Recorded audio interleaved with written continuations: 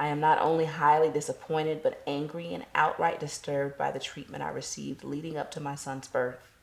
I have included details of my experience below, which ultimately put mine and my son's health in jeopardy.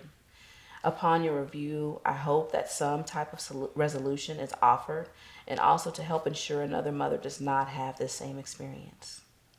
Of course, we're excited, we're having a baby, and then she comes to me and Monica's saying, I think we need a doula. And I'm like, what?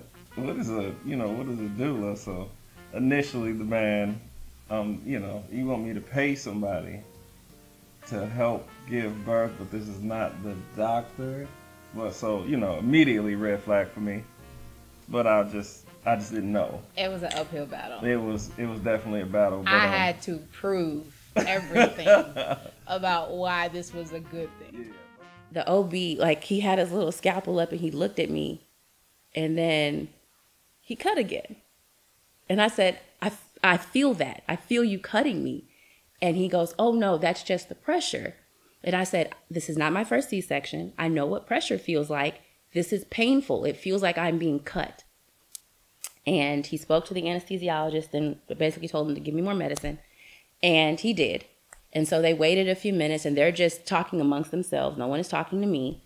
Her dad is just kind of sitting there like, what's going on? And I'm sitting there like, what's going on? And then he cuts again a few minutes later. And I said, no, I still feel that too. And it's like he got agitated at the fact that I was telling him I can feel you cutting me. And he kind of just drops the scalpel down and looks at the anesthesiologist and he's like, what are you going to do about this? When she came in, when it was time for her to push, she just came and stayed and looked at Stacey. She was like, push.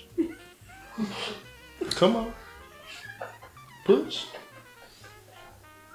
Did she look down there? Almost.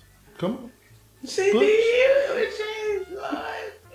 Then she caught him. Pulled the afterbirth. It was just like she could do that in the hospital. Yeah. Like, stitched me up and was still looking. He's getting angry.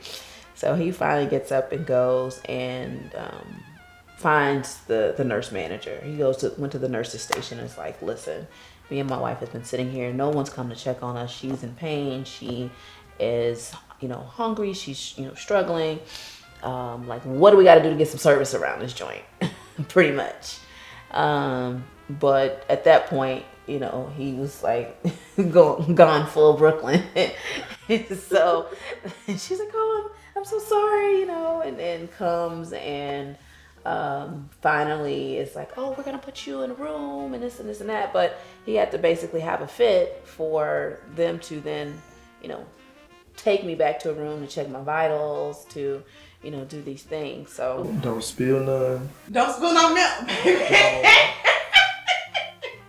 don't that pump milk. Look. Don't spill none. Don't waste none. As in, if you use it, use all of it. Use 2 ounces at a time. Don't be making no big 6-ounce bottles because you can't reheat up breast. When I pump this milk and I need you to put it in the bag, mark the bag.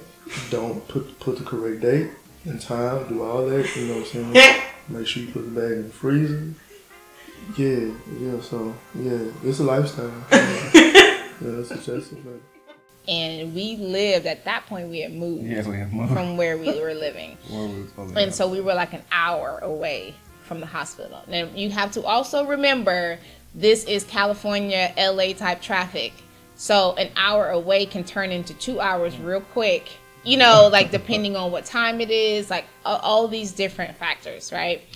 And I was literally in the room telling Josh, I don't know if I can make it. I don't know if I can do the car ride. I don't know if we can get to the hospital. I don't know. It might not happen. Whatever. So, anyway, we made it. But that was a long car ride. Yeah, but that began the next process because we got there and it was a full moon.